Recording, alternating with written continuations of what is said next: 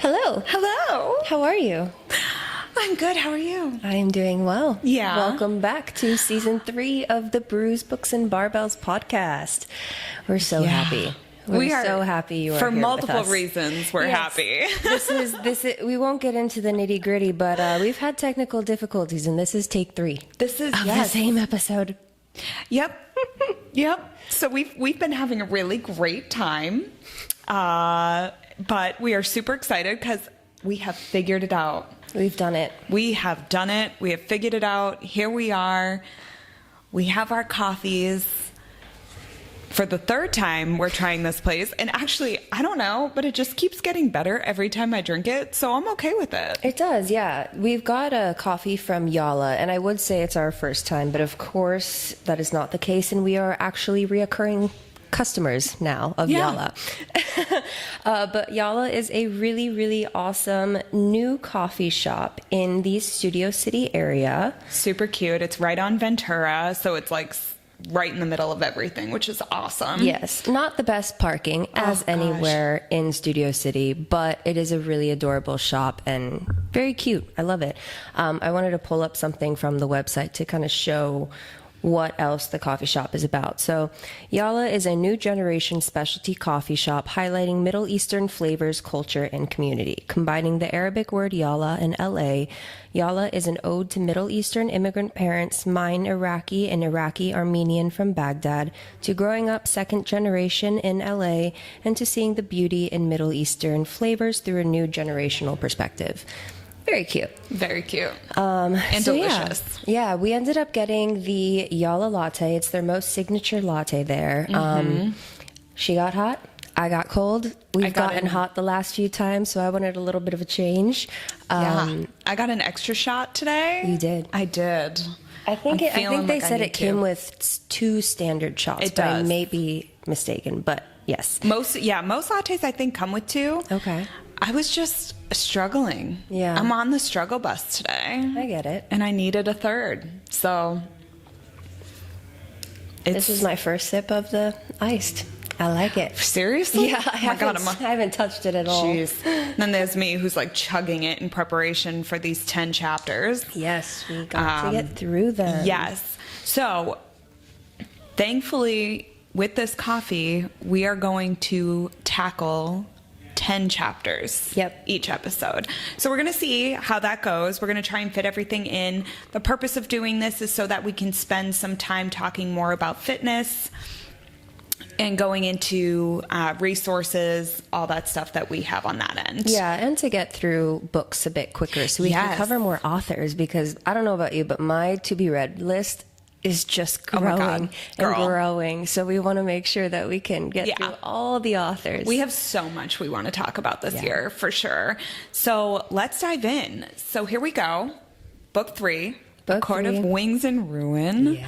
Yeah. Side note, my sister was talking to me yesterday and she goes, I'm driving to the beach. I'm going to go read. And I was like, what are you reading? She goes, A Court of Wings and Ruin. And I was like, would you look at that? I am so impressed. Look at that, Liv. You can watch this with us. I know. She told me where she's at and I was like, okay, we're not there yet. All right. Anyway, that was my sidebar. I'm very proud of my sister for jumping on this bandwagon Yay, with us. Liv. Yay, Liv. So here we are. We're 200 years before everything just happened. Yeah, so actually, no, I lied. It's 500 years before everything happened. 2 years before the wall was built. So this is Rhysand's perspective. We're in a killing field. Clearly, it's the war. We find out that there's the side of the loyalist, and then there's the side of the Fae and human armies. So we're getting a little insight into that. He's walking on the field basically looking for Cassian and Azrael, because he knows that the Illyrians were called in. He's not entirely sure if they're there. There's just death everywhere. Yeah. It's a very gruesome... And it's like a reoccurring nightmare for him, because he writes it as all he sees is Aurelian wings on the ground. He sees one pair, runs there, checks if it's Cassian, sees another, it's not him, okay, maybe it's him. And it's just a reoccurring nightmare of making sure his friend isn't dead. Yep. Yeah. And we know for Rhys, this is a reoccurring thought for him. It's why he went under the mountain in the first place. It's like all this stuff is to protect his family. So we're really getting an insight into just how deep that goes. And also, we're getting a little bit of foreshadow into what a war looks like between these two. Mm-hmm. So keep that in mind, because then all of a sudden, we are good job acting as if she wants to be there. Mm-hmm. But her inner monologue is like, holy shit. It's funny. Oh, it's amazing. Yeah. This girl is pissed the fuck off. Yeah. And it's fantastic to see. So we start there. She's painting this beautiful spring garden. Quick note, too. That was a loud slam. Quick note, though. I wanted to note how funny it was that even Feyre said that this piece with the roses and the thorns and the leaves and the petals that she was painting was some of the best work she has ever done. Yet she was so fucking furious the entire time and just like rage. Yeah. That's all she saw was rage. What's portrayed on the canvas is something so beautiful and is so good. Yet inside she's like, death, death, death, death. Yeah. So that's amazing. A funny note.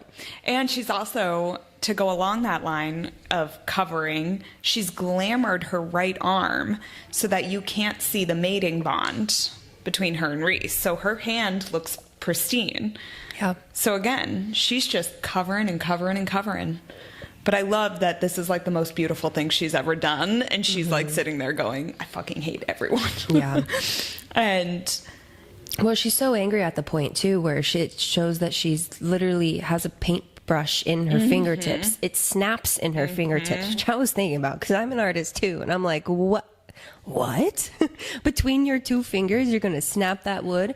But then in order to then get rid of the evidence of the wood, because if you see a broken paintbrush, someone will be like, why are you upset? Wrong? What's going on? Yeah. And that might feed into then the exposure of what's really happening. And she ends up using the powers from all of the other courts that she was gifted when she was being resurrected, and was able to burn the paintbrush into the ash, send winds from Dawn Court that was able to blow the ash away just before she was able to trek or listen to in her mind, hearing two presents come up. Yeah. And she's like set traps everywhere throughout the house too, which is great because now she can tell who's coming when. Yeah. Which for sure comes in handy a little further down the line. Exactly. So Tamlin comes in, Tamlin. He's basically saying that Feyre's request to see Ianthe, because Feyre has requested to sit down with Ianthe to discuss what has happened. Basically, the fact that Ianthe put Feyre's sisters into the cauldron is what we want to discuss. Yes. And Tamlin said that Ianthe finally answered and that she will be there and she is open to discussing it. And Feyre's like, okay, I'm going to go get changed. So she goes upstairs, and now we find out that her room has been moved because Tamlin has absolutely destroyed her first bedroom. Mm-hmm. It is now like some weird-ass shrine. Yeah. When no one's been allowed in there, and it has not been changed since the day that she was taken, a.k.a. left. And now she's seated across handsome little Lucian. I love that. Oh my God. Lucian is so suspicious of Feyre, and he's kind of not letting her out of his sight, but he's also obviously very concerned about Elaine, and he's like questioning Feyre, being like, is she safe? Is she taken care of? What are they doing to her? Meaning the Night Court, because everyone suspects the worst of the Night Court. Of course. And Feyre's like, I don't know, but I'm sure she's safe. And yeah, Elaine is probably safer she's probably there. The safest she's ever could be, Ever truthfully. could be, for sure. And Lucian's like threatening to go get her, and Feyre's like, yo, dude, you go into the Night Court, you're gonna die. Yeah. You will not survive it. You will die. And he will. Yeah, so then It's so funny with that, because then they walk into where they were going to be meeting Ianthe. They have this meeting, and Ianthe starts off, I'm so sorry. It was the best thing that, I would have wanted it if they were my sisters, blah, blah, blah. Yeah. And it was just like Feyre's looking at her, like dialogue in her head, like, you bitch. Yeah, she's like, why would I want this? Exactly. And so they start going back and forth. But it's also cool, too, because now Feyre has the voice to speak up and kind of put Ianthe in her place. Yeah. She's no longer this meek little girl that we've talked about before. And yeah, that's also really fun to see. I love that. And I love that no one's questioning her, because technically this is Feyre's court, Spring Court, because she is Tamlin's. So no one can question her. And so Ianthe's apologizing, and Hybern's niece and nephew, Dagden and Branna, arrive at the Spring Court Manor. And it's just an immediate battle between Jurian and Feyre, because Jurian does not believe her for a second. And you can tell.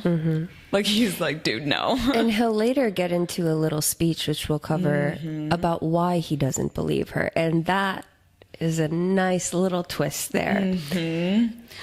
However, Dagden and Branna, thank you.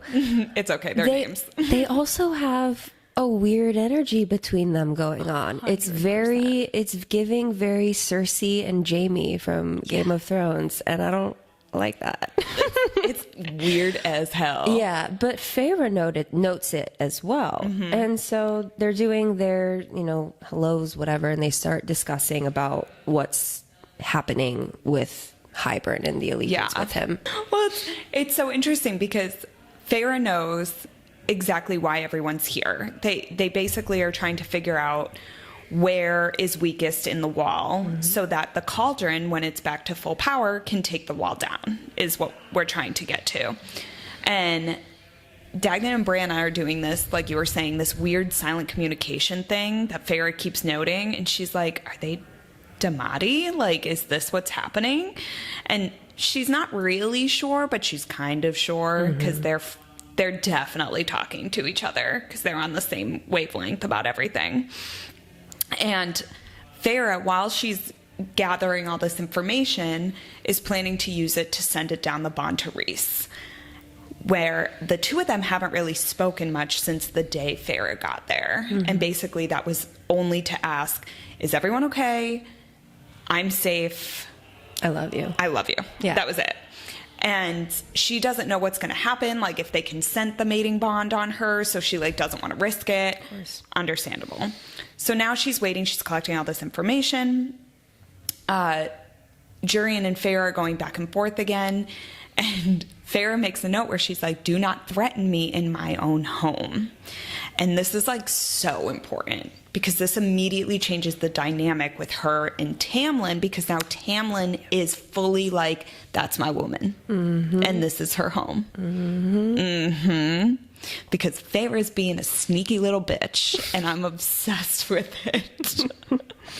It's so good. It's all a part of the plan. Yes. Every single thing, as of right now, has been a part of her plan. And it's just every little piece that she's thought of before, of what they're going to do, how they're going to respond. That's exactly where I want you. Great. Move on. Next play. She's Crazy. literally playing a chess game. Yeah. And no one knows it's happening but her. And I'm obsessed with it. So then they go to dinner. They're sitting at dinner, and this is where she fully realizes who Dagden and Branna are, and that they're using their powers to kind of influence everybody in Spring Court, because they're trying to get to Feyre, and she's like, oh, no. Yeah. 2 can play that game. Technically 3 can play that game.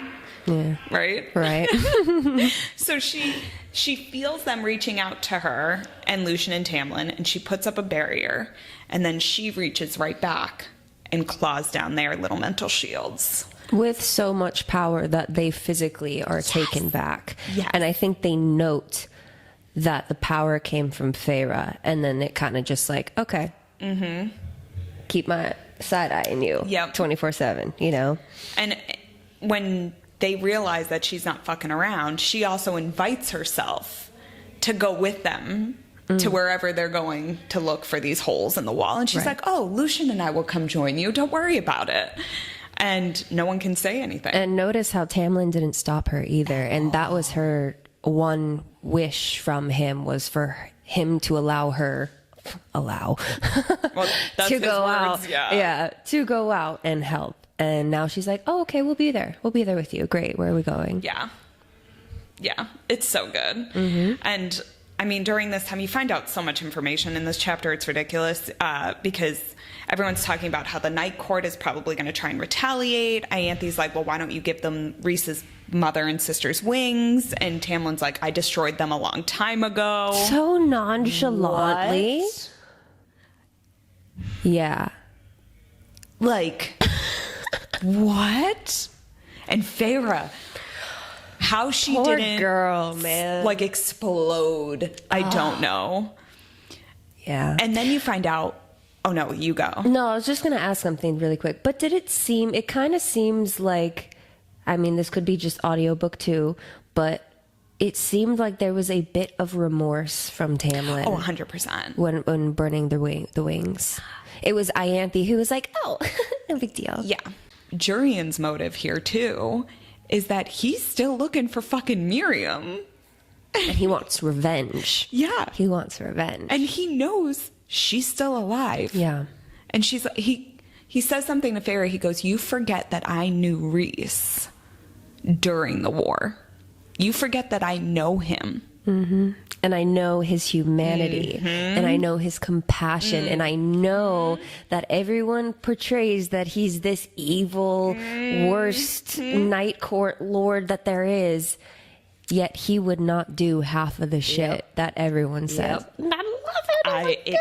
Man, Jurian, as crazy as that man is, he knows some shit. You gotta respect him. You do. You gotta respect him. He's playing a great game. I mean, even so, like, I kind of like, I don't see him much as a villain in this story, because in the end, he was a huge fucking victim. Oh my God, such a 500 years of an eye just to watch on a ring, seeing everything. Like, yeah, he was definitely one that got the shortest end of the stick. He did. So everything now, his revenge and everything is understandable. Yeah. I get it. 100%. Yeah. Yeah. Oh, man. Yeah. So this dinner was pretty eventful. You find out a lot. Right. In preparation for the next day, where Lucian, Feyre, Dagden, Branna, and Jurian all go to the first hole in the wall. Now, there's 3 holes in the wall and then one in the shore. ocean. Yes. Yeah. But they're not worried about that one as of now. So they're going to look at the ones on land. So they go to the first one. They're sniffing around it. Feyre's kind of just letting them do their thing. And she goes off into the woods with Lucian and starts asking him questions about, if you were alive during the war, what side would you have been on? And he was like, well, I would have fought with the humans. And Feyre's comeback is, so then what the fuck are you doing, man? You're with Hybern. That's paraphrasing. Yeah. She doesn't actually say that, but pretty much. Would've. She would. Oh, 100% she would have. And Lucian's trying to justify his actions, being like, you weren't here when we came back, when Tamlin and I came back and saw that you were gone. You weren't here. But I found that ring. I found the ring that somehow got melted off your finger, but I destroyed it so that Tamlin would never know. Basically, Lucian's insinuating, I know that you left, not that you were taken. Meanwhile, Feyre's like over here going, oh no, they melted it off me. What do you mean? They did it. And it's crazy too, because she also, whenever there's any sort of, I don't want to say accusation, but like probing, we'll say, she taps into all we can easily put it as like PTSD with Claire and with Amarantha and everything. So that scent, that anxiety, that pheromone, whatever it be, comes into her skin. So then they can scent that it's fear, and then that she's not. Because if she wouldn't have that reaction, it'd be like, are you actually afraid? Right. Yeah. Exactly. Which then, therefore, more questions. Yeah. And I love that she keeps tapping into it. I mean, it sucks because God, I mean, to experience that over and over again, but how smart of her to be like, I need to feel something real here. Yeah. So I'm going to tap into that fear. And she does that. She sits next to Lucian, thigh to thigh, very close. Nose to nose, pretty much. To nose. And who should come bursting into their little wooded area? Mr. Human Jurian. I was going to say Jarian. Yeah, you know. Jurian. Watch it be Jarian the whole time. No, in the audiobooks it's Jurian, right? It is Jurian. Guys, we have to question every pronunciation. It's insane. But yeah, he comes and immediately he wants to make a response about how Tamlin will react to the situation. No one says anything. They move on. They go back to the manor. They go back. We find out that someone did sleep with Lucian. This part, though. So they go back. Ianthe's waiting for everybody being like, I need to talk to Feyre about the preparations for the summer solstice, blah, blah, blah, bullshit. And Feyre's like, well, I need to go get changed. And as she's walking away, a thought occurs to her about how it went down for Calanmai. And Lucian confesses that Tamlin refused to participate. So instead, Lucian filled in for him. Tamlin's over here just digging his own hole. Yeah. It's just fucking nuts. But yeah, so Feyre's like horrified. And she's like, I'm sorry. Yeah. Basically. And you find out she does have this part of her that does feel for him. But she can't because she's got plans. So she's immediately like, okay, I'm going to put that on the back burner, go get changed. She gets changed. Then you've got frickin' Alice, who's all up in Feyre's business. Like, I know exactly who you are. Yeah. And I know what you did. I was there that day. I saw Moore take you. I begged her to take you. I've heard about the summer court. I've heard, like, Alice knows everything. And then poor Feyre is just deny. But man, Alice, I love her so much. But Feyre can't say anything. So she just stuffs it into her little compartmentalization thing she's got going on. And she goes and moves off to dinner and preparation for the summer solstice. And this part's great. So she helps Ianthe plan this whole fucking summer solstice, which, again, a year ago, she was with Tamlin at the summer solstice. So this whole duration has only been a year. A fucking year? It's so weird. It's wild. It's insane. Yeah. So they have this whole thing planned. Ianthe wants to make like a whole big spectacle of it before the sunrise. So her and Feyre plan this whole thing. They go. They're at this altar in a meadow. And Ianthe's on one side of the altar and everybody else is on the other side of the altar. And from what I'm gathering, the sun hasn't completely risen yet. It's still like in the process. And Ianthe's going about making all these dedications, blah, blah, blah. She calls over the twins. She has them go over. She calls over Jurian. He goes over. She calls over Tamlin. He goes over. The only two not there are Feyre and Lucian. They're on the other side. And right as the sun comes up, it doesn't touch Ianthe. It just full on hits Feyre. And then she uses Day's power to like explode the light even more. So now she just looks like a ball of very bright light. Yep. And everybody who is there is immediately like, curse breaker, blessed. Yeah. Oh my goodness. And then Feyre looks at Lucian, who gets down on one knee and takes her hand and immediately is like a knight before a queen. Right. And then it's funny because then it looks back at Ianthe, and then Ianthe, trying to make it more about her because she failed, is, oh, my beautiful blessed friend, my friend, look at my friend, look how beautiful she is. It's so good.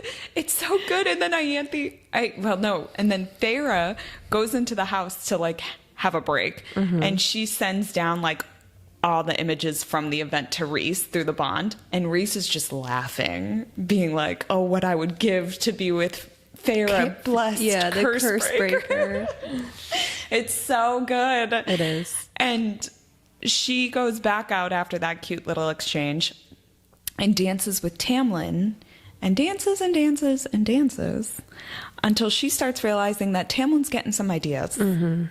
And Feyre excuses herself. She takes Lucian, and they go back to the house, where she proceeds to go upstairs, get into her slinkiest little night piece thing, this lacy number, and thrashes around in her bed from a nightmare she's having and screams. Then bolts from her room into Lucian's room, who's shirtless and waiting for her. It just gets better and better. Yeah. And Lucian takes her and he tucks her in. It's the whole shebang hug. It's the right hand cupping the head, the other around the waist, pulling you in. He's shirtless. Her face is buried into his muscular chest. And you're like, she's in a little nightgown that things are probably touching. Steamy. It's a moment. It is a moment. It is a moment. And she is just like willing fear into that scent. And then she feels from one of her traps that she has set, someone is coming. Mm-hmm. And not only do they come up the stairs, but they come right into the bedroom. And Tamlin goes, what is happening here? Yeah. Yeah. And immediately Feyre's like, it's nothing. It was nothing. I was having a nightmare. He was just comforting me. And meanwhile, Lucian's like, oh, fuck. And so Feyre drags Tamlin out of the room and proceeds to be like, honestly, it was nothing. Everything's fine. And then she slams her door in his face and then breaks out into this huge fucking grin that, again, the scent thing, so genius, planted all of that so that this would happen. Holy shit. It was so good. And then she's like, we have work to do. Right. Oh my God. Okay. So we're just getting started. Mm-hmm. And now, the night after summer solstice, or the morning after, you find out that a set of keys have gone missing.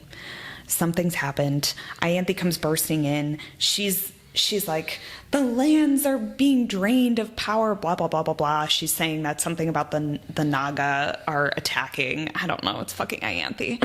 And she's just like, we have to protect everybody and we have to go find them. And, oh, God. She really does drive me absolutely insane at this point. Yes. And valid. Right? And so no one's really paying attention at this point. No one believes her yet. You can tell Tamlin's just entertaining the thought, but nothing's really happening here. So Lucian, Feyre, Jurian, the twins, they go to the second hole now. So they're journeying to this. They go to the hole in the wall and they find the children of the blessed are standing across the wall, and they're just kind of chilling there. Yeah, obviously they're trying to find the Fae and be with them. And Dagden and Branna see them, it's like sharks and fish for the two of them. So bad. Meanwhile, Feyre and, well, soon to learn Jurian too, are very get out, run, get the fuck away from us for your own safety. Yeah. And so Feyre actually sends those images of Claire, of everything that Fae can do and what they will do to them if they do not go away. And message is received. They end up leaving. And luckily for Feyre there, and it was a bit of, again, humanity from Jurian, and a bit more respect for him too, in my way, for him going up to Feyre, just by her side, being like, thank you. Yeah. Thank you for doing that. Yeah. Love that. Love that for him. I did too, because he can't say anything. You know that he's literally not allowed to say anything. And these are his people. Out of all of them, he's the only human one left. And Feyre really does use her little mind powers for good there and sends them on their way. Unfortunately, it doesn't end well. But before that, this is the moment that you've been waiting for, where Feyre and Lucien share a tent. Yes. And Lucien, when they realize that they have to share this tent, Lucian's pretty much like, well, I'll go sleep outside. And Feyre's like, stop, you're being ridiculous. Like, nothing happened. Nothing's going to happen. It's fine. And during the night, Feyre rolled over seeking warmth and landed on Lucian's chest. Lucky woman. I know. Girl, I know. That's all I'm going to say. I would not mind landing on Lucian's chest either, at all. Yes. And right as she's waking up, Jurian bursts into the tent going, get up. And that's when Feyre can smell blood. Yep. And she's But noting, too, first, their position. Oh, yes. And verbally saying something about it. Yeah. And then that's when you said they smell the blood. Yeah. They go out and come to find the 3 children of the blessed that she protected, realistically, are now completely mutilated. Bodies torn apart, blood everywhere. Yep. They come to learn that it was Dagden and Branna going against her wishes, which is really not High Lady of Springcourt, because Tamlin won't name her that. But the same thing of being that role. But also, like, you're not allowed to leave. You're not allowed to go beyond the wall. That's the rule. Correct, because now they're going into the human world. So now they've crossed over into human territory and went and captured the children of the blessed.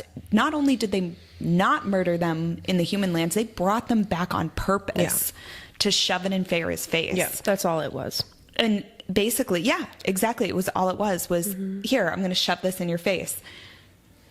Fucking Feyre's pissed. Yeah. Obviously. Yeah. So she and Lucien send the bogey. Yeah. I can never say that right. They send the bogey after the twins, and Tamlin's fucking pissed. Yes. He's like, why would you do that? They're our allies, which, I'm sorry, no ally of your... It's Tamlin, Lucien, Feyre, just the 3 of them. And it's like Tamlin is fucking scolding the 2 of them together, and they're like the bad kids, and it's dad yelling at you. And then he sends Lucien away. And now it's like fucking deja vu all over again, except this time fucking Feyre is just poking him. It's like poking a bear. And she's like getting him more and more pissed off until he fucking loses it again. He explodes. Except this time, Feyre does not shield herself like she did the last time. She lets all of his power hit her. And then she actually stops the healing power so that she can have these cuts and bruises on her. Yep. So you got her flying across the room. You got wood shards coming right at you. You have glass shards coming right at you. Like, she got the full blow. Yep. And then she opens the door, and like afterwards the guards come in, Lucien comes in, and they see everything. Yeah. And on top of that, who else felt everything? She got 2 men that are like, our shadow daddy so is protective of her. Not happy. You got Lucien and you got Rhys. Rhys is pissed. Yeah. First thing he sends down the bond is, "Are you hurt?" Yep. Oh my God. God, just both of their reactions. Lucien too. Lucien too, for real though. That shit's so hot, man. Dude, I'm so here for it. I'm like, yes. Absolutely. She decides to go out for a ride with Tamlin's guards, Bronn and Hart, who we have met before, and we like them a lot. They're very sweet guys. And they apologize basically to her, saying that we're sorry we didn't do anything to protect you the first time this happened, blah, blah, blah. You can tell that the guards are on her side. You also find out that this is a little part of her sneaky little plan too. Something to do with the guards. And you're not entirely sure what that is yet until that night when 7 Naga break into the spring court, into the manor, and you find out that one of the guards had fallen asleep at his post and the keys were stolen, and thus the Naga had broken in.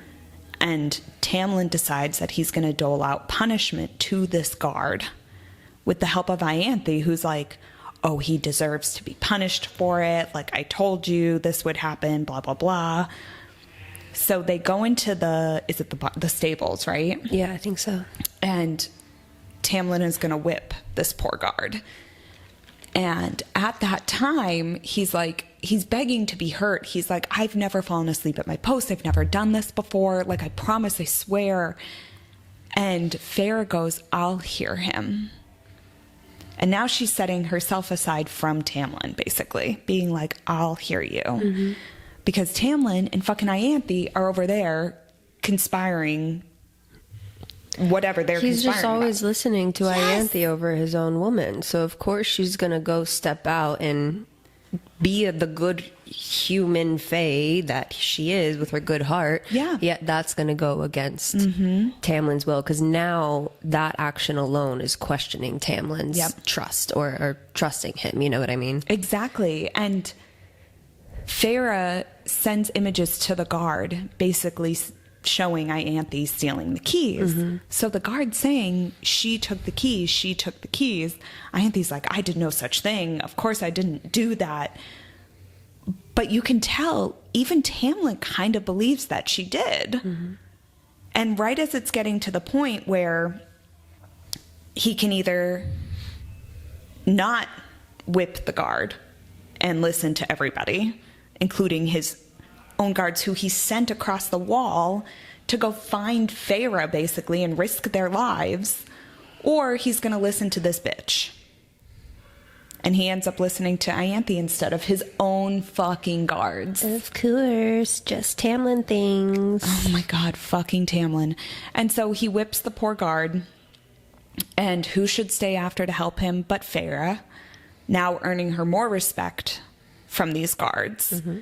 And they're now turning against Tamlin. Little by little, they are now seeing what's actually happening. And as much as Feyre is pulling like the strings here, Tamlin is really not doing himself any favors, like at all. Yeah, it's ridiculous. So after all of this, they're packing everything up to go look for the third hole. Tamlin's inviting himself. Ianthe's inviting herself. Everybody's now going to this. You find out that this is it. Feyre's like packing her bags. She has no plan to return back to Springcourt. And neither does fucking Alice, who we find out has packed a bag for Feyre too. But sayonara. Yeah. But whatever you do not hurt me, or do not hurt my nephews. Sorry. Yep. And yeah, so it gives that bit of humility, I guess, to Alice as well. And it's so funny because then Feyre goes into saying that whatever you do, don't bring my name up to Tarquin, because there are blood red ruby names, or rubies with my name on them. Obviously is a death sentence for Feyre for what she did. Whatever.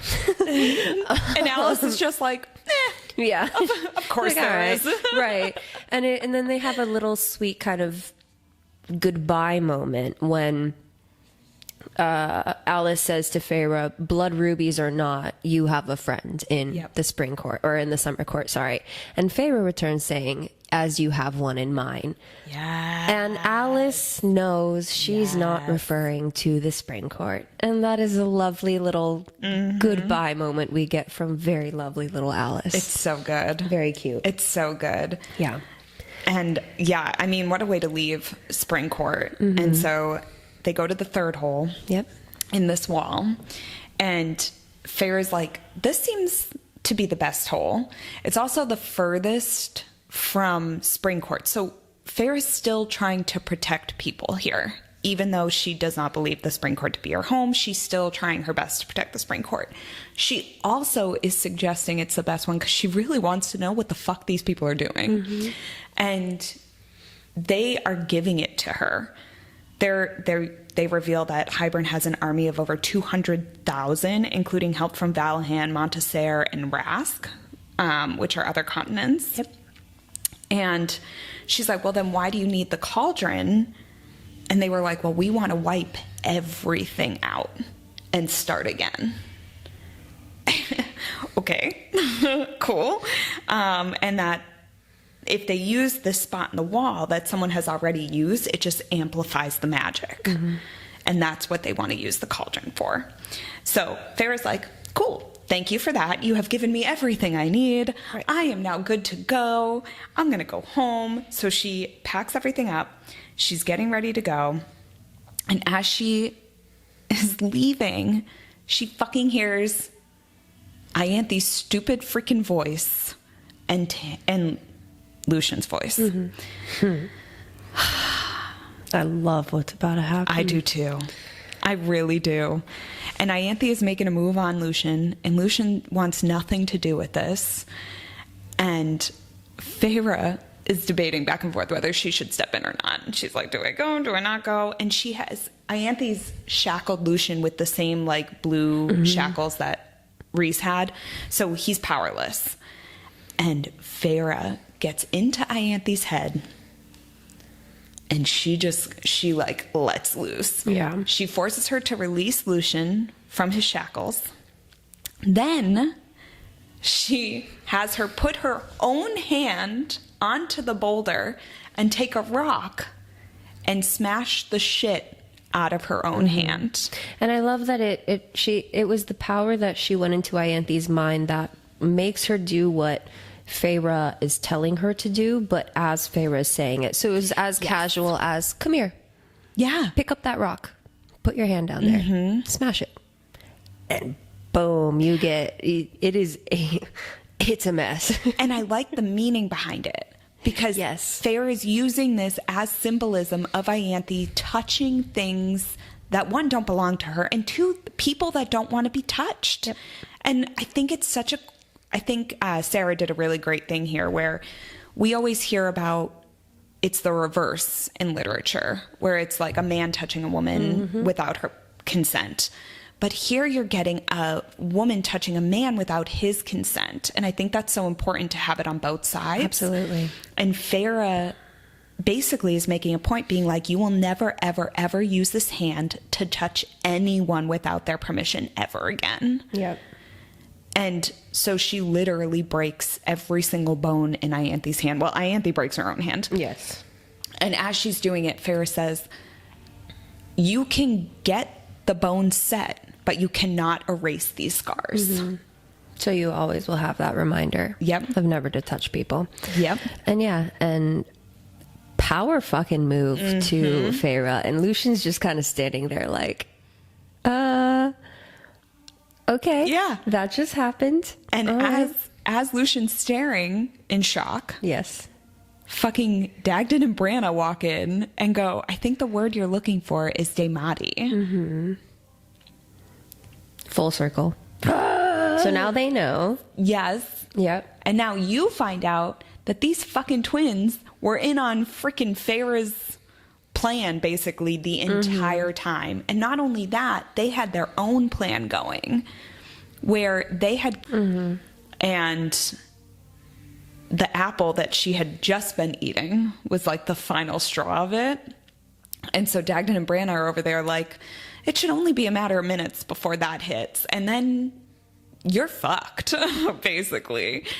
So Feyre decides to use all of the training that she has learned from Cassian. And beat the shit out of them. Yes. She just goes, okay, no magic. Okay, physical. Let's go. Yeah. And she does, she winnows, and I like the winnow strike. Yeah. Like you're really watching this battle happen.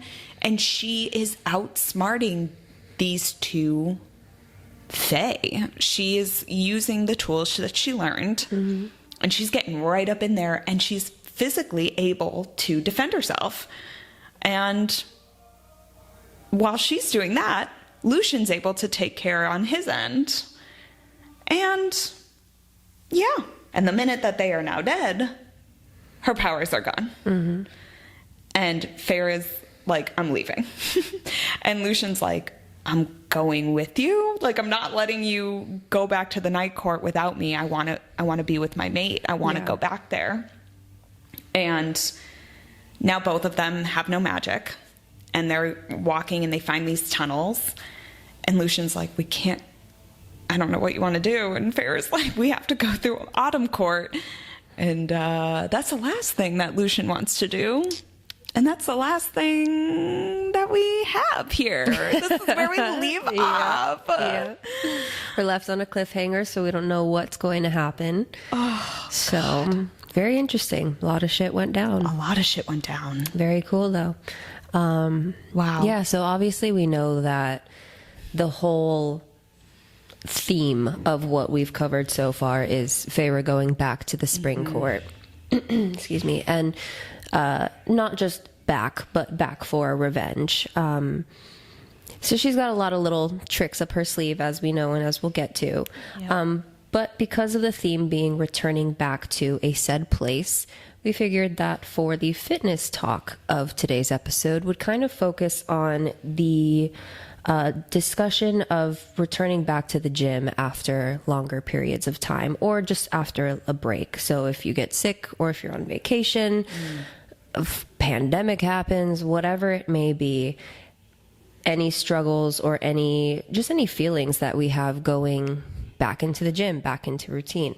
So some people find it really, really hard to return back after having some time off. Yeah. Do you feel that way?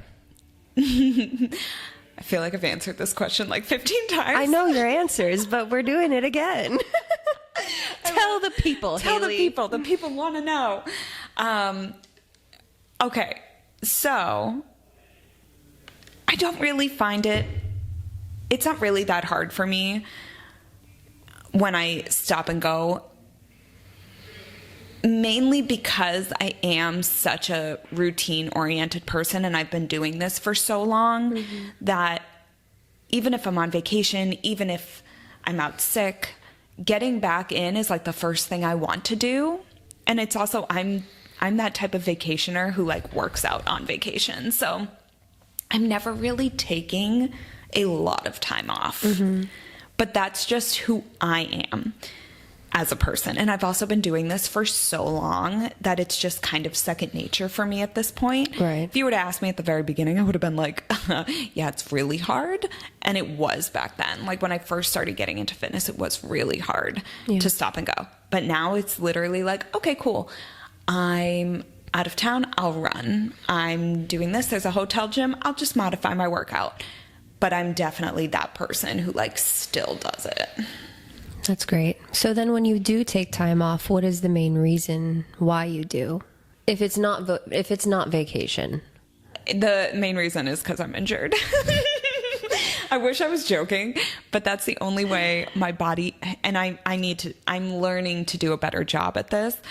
I don't listen to my body very well. I'm learning how to do it. But my body loves to tell me when I need to fucking stop. And it tells me by when I get injured, which unfortunately is quite a bit. So when my body does that, when something happens, I'm forced to take a step back and I'm forced to relax.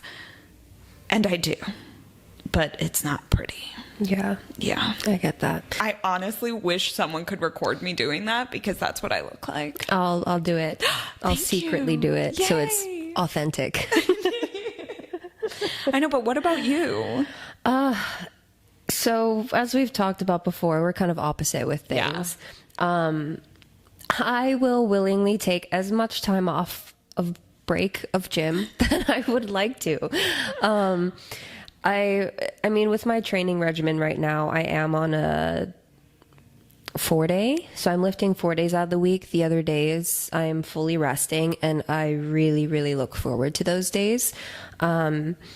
So that it's nice because I'm used to not having to do something every day.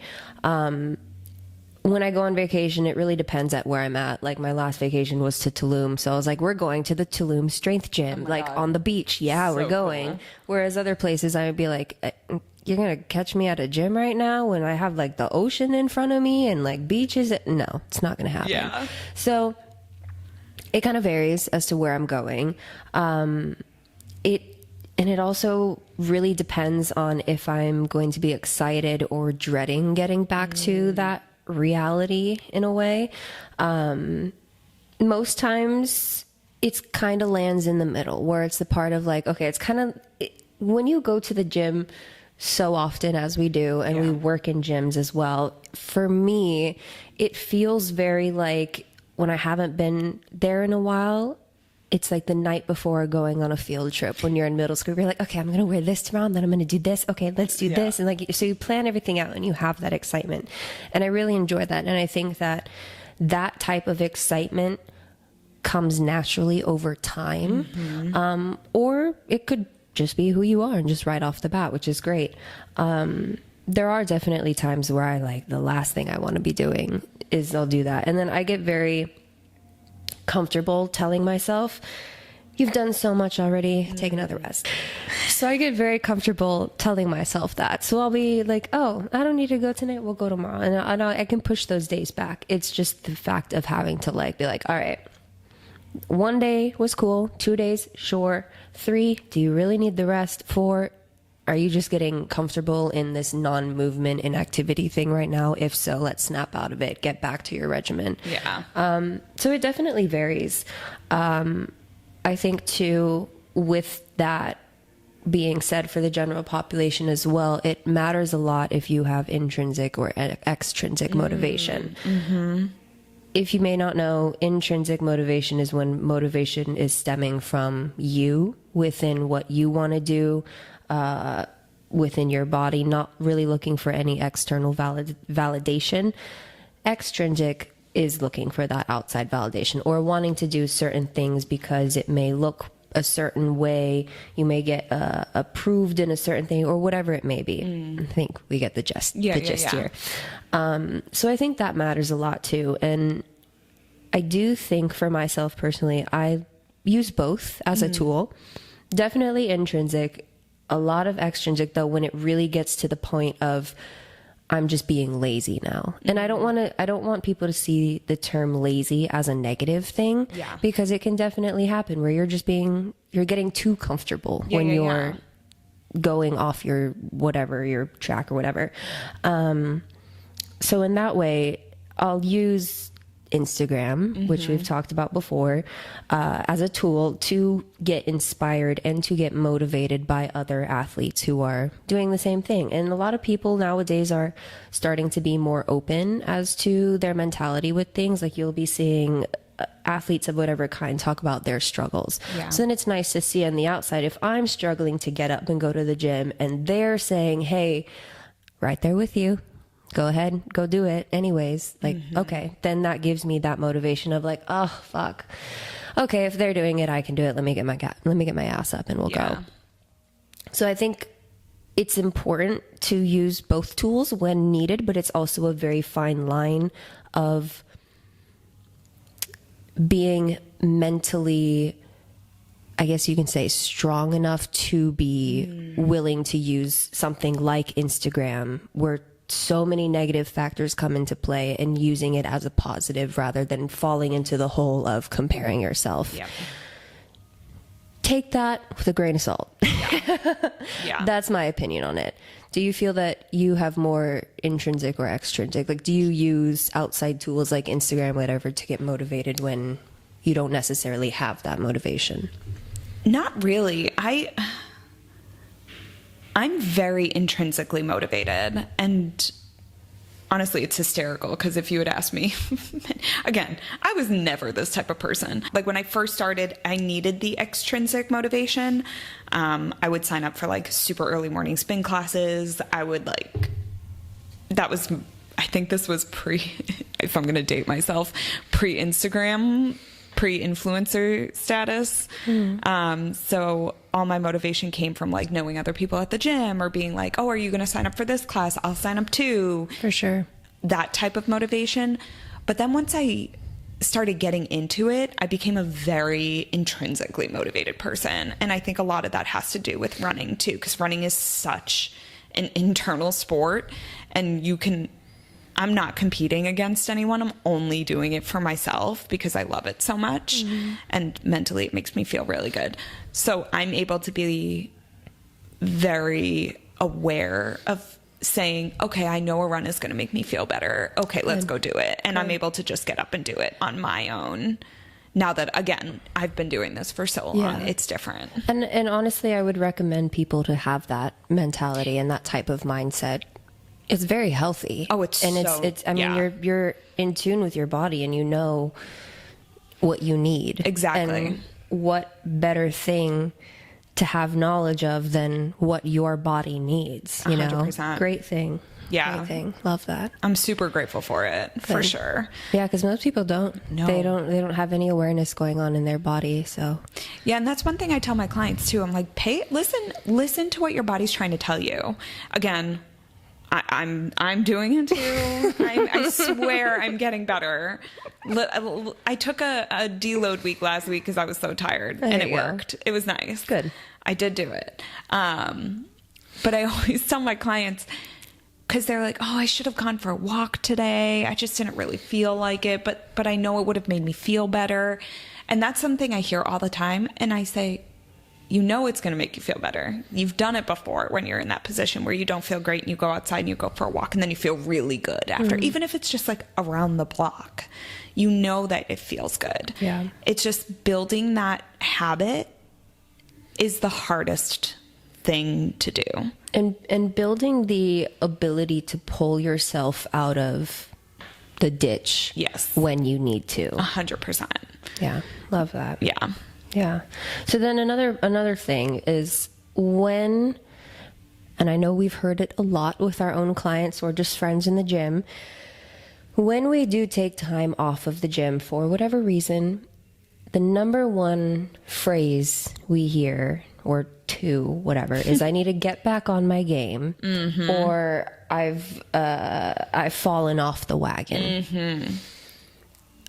I personally think, and I believe this is the same for you too, is kind of a weird, negative-ish perspective to have. Yeah. And I'm not the biggest fan of falling off the wagon or jumping back on the game for different reasons. But I feel like this type of language also takes a bigger impact on newer novice people into the gym than maybe what it should.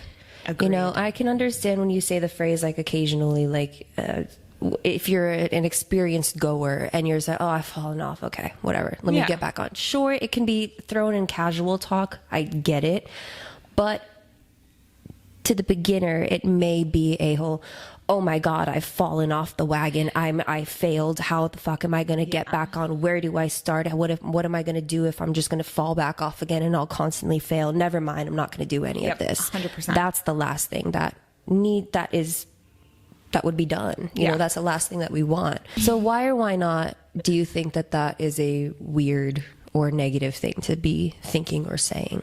Well, I feel like it goes along the same lines of the no days off mentality, where it's very negative. And the no days off makes me want to scream and take all the days off. When someone tells me no days off, I want to rebel very hard against that statement so much because it's so toxic. And this mentality of and this is something I know that you talk about in your notes there too, is the idea that if you take even a few days off, you're going to lose muscle. It's bullshit. It's not. It don't work like that. It don't work like that. I hate to break it to you, but that's not how this works. Yeah. Your body thrives on recovery. Yes. That's the number one thing. Sleep is the most important thing. Protein's the most important thing. Your body thrives on recovery. You cannot get that if you're literally putting your body into stress every single day. So that whole, I've fallen off the wagon, I've done this, I've done that. You're putting so much stress on yourself. That's so unnecessary. Physically and mentally. Oh, 100%. And I can guarantee we already have so much shit going on mentally that we don't need to do a whole nother thing of, because I didn't go on a walk today, I failed the day. Yes. Even though you could have done a billion, gazillion other things. 100%. Yet you're going to disregard all of it because of one little thing. That's where it's also like, okay, let's get that poison out. Like, let's not even allow that type of energy in. Yeah. Yeah, and back to the muscle and people thinking that you're going to lose all your muscle from taking a week off. Yeah. It's not going to happen that way. No. It does.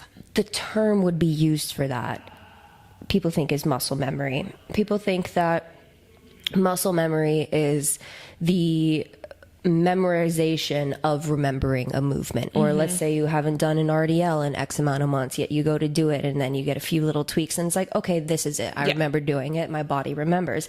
In a way, yes. But it is not exactly what muscle memory is. Muscle memory is the ability to regain muscle mass in previously trained muscles. So, simpler way, you are able to gain muscle in those muscle groups quicker than when you first trained them. So good news for you. If you do happen to take a year off of the gym, I would say a year, you're probably going to lose a little bit of muscle mass, a bit of strength. That would be normal. That would be expected. But know that when you go back in, it's not like starting from ground zero again. You're going to be having a little bit of experience, a little bit of knowledge. You know what to do, but then your muscles, the muscle fibers, type 1, type 2, will then be like, okay, yes, this is our thing. Oh, that's what it is. Okay, now we're going to get the ball rolling. And then you don't have to stress about that. So don't think that when you've fallen off, there I go, that you're starting from ground zero all over again. You went on a pause. Now you're going to resume from where you were. Maybe you need to regress a little bit. That's normal. That probably should be implicated into your training regimen. But the thing is with muscle memory is you have to be consistent with it. So if you are, let's say you go on that break, right? And you come back and you decide to come, hold on. I'm getting words so jumbled right now. So let's say you've been going to the gym for a while.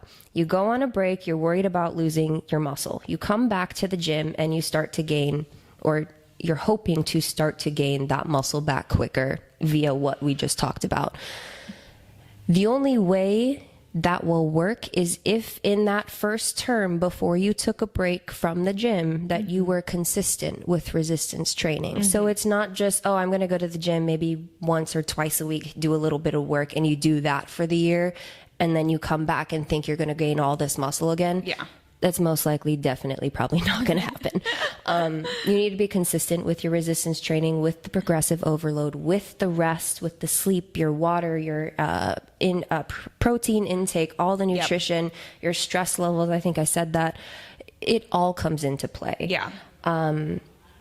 So it's a lot of factors that tend to be overlooked, understandably so, but that's why we're talking about it. So you don't have to stress yourself out even more. And if there is one main point that you can tell to novice gym goers, experienced, advanced athletes of any way regarding everything we've just talked about, what would you give? I think probably in the vein of like, if we're taking time off and we're just coming back, and we just literally just talked about this, just have fun with it. Like, release all the expectations, all the pressure that you're putting on yourself, the playlist, choose a cute outfit, like let yourself enjoy. Is what I would say for any level. And if you can control certain factors, like you just said, clothes, like if your outfit, if you wear something that makes you feel good, oh my god, I hope you strut that shit, you know. If there's certain music that really keeps you going, if you're able to control those factors that can somehow push that motivation or the excitement, if you are lacking in it, to get you back to the gym, to make it fun for you, by all means do it. Because it's not life.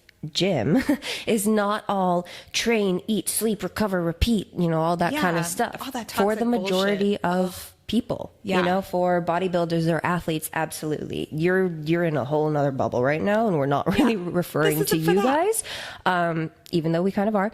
But at the same time, the gym gym is life, but gym isn't life in this way. Yes, You've got 100%. a whole other life going on. You know, most people aren't trying to be crazy competitors or CrossFit athletes or bodybuilding or anything like that. They just want to have the longevity of life. 100%. So might as well make it fun. If you're going to be doing this for the longevity of your life, you're going to be doing it for a while. Yeah. So maybe learn how to make it fun for you. Embrace it. From this moment on. Exactly. Wow. I know. I love it. Okay, real quick. Yes. Thorn and Rose. What was yours? Rose would have to be, oh, fuck. No. They're both. So I'm going to tent or the shirtless encounter? Neither, but it is also both. Oh, okay. So first one, top Rose would have to be Ianthe's bashing in her own arm, her own hand. Yeah. I was literally listening to the audiobook and just laughing and like choking on my water because I forgot how like nonchalant the whole thing happened, but how much had happened in that time. Thorn, and the only way I'm saying this is because I wish it was me. Is all the moments with Lucian. So the knee touching, the running in the nightgown, the sleeping in the tent, all of it. All of it, just because it's not me. But Farah, I'm so happy for you, baby. Oh, God, Farah. We're all jealous of you. Yeah. All right. And you? Me, Rose, just Farah this entire time. Obsessed with her. Love all the scheming, planning. Amazing. Ugh. So good. Thorn would have to be, oh God, it's a tie between Tamlin and Ianthe, just in general. And I guess my Thorn would have to be, because I know what happens, that Ianthe didn't have a more harsh punishment. Like the smashing of the hand was great, but I want it to be more. Could have been worse. Yeah, I could have been way worse. Got it. Yeah. Yeah. So now it's your turn. Tell us your Thorn and Rose for Email us at brewsbooksbarbells@gmail.com and make sure you follow our Instagram, subscribe to this YouTube channel. We are a 3-woman show. It is you, me, and Christine. So excited. Any support we appreciate, any share you appreciate, even if you're not even listening to us and it's just playing in the background. I'm cool with that too. Same. And also, if you have any fitness topics that you want us to talk about, any questions, DM us, email us, all that stuff. Yes. We cannot wait. We are so excited.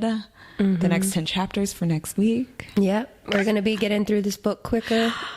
I know. And I'm stoked. Me too. Yep. All right. Alrighty, guys. We'll see you next Tuesday for episode 2. Bye. Bye.